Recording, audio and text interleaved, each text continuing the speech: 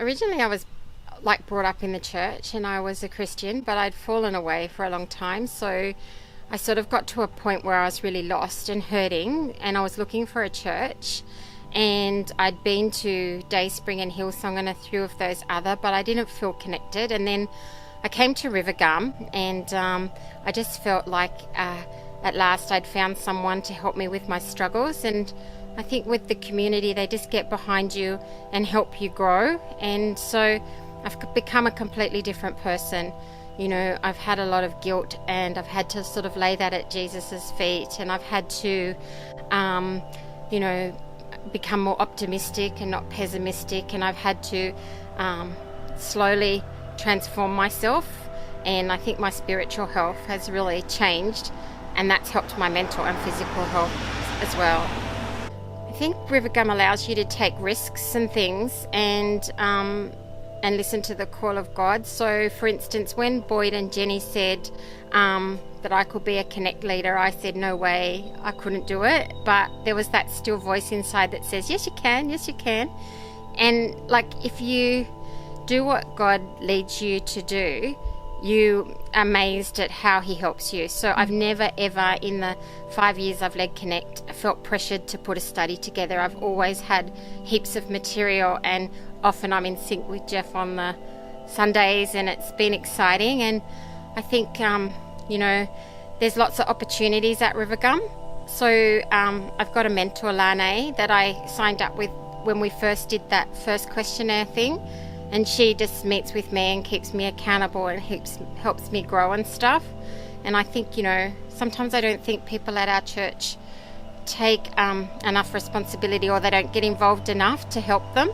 And I think if you want to become a better Christian, you have to take those opportunities and run with them. And I know that, I've become closer to God through that. So now I'm sort of hearing his voice more, and I can hear revelations and audible messages and dreams and things like that, and I can know when the Holy Spirit's guiding me. So every day I become better by accepting those challenges that Jeff puts out and doing them.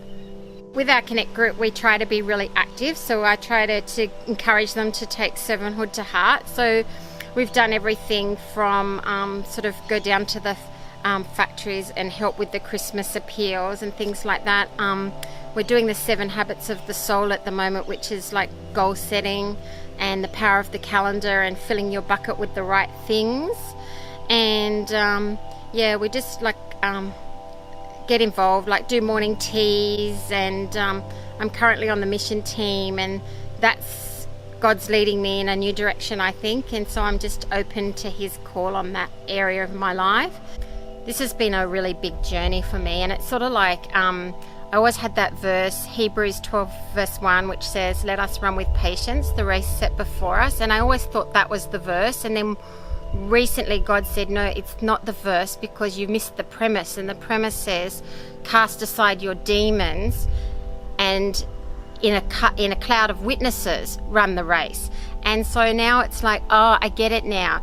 It's about doing the race with others, and it's about dealing with your temptations and your addictions and your struggles together to become a better person.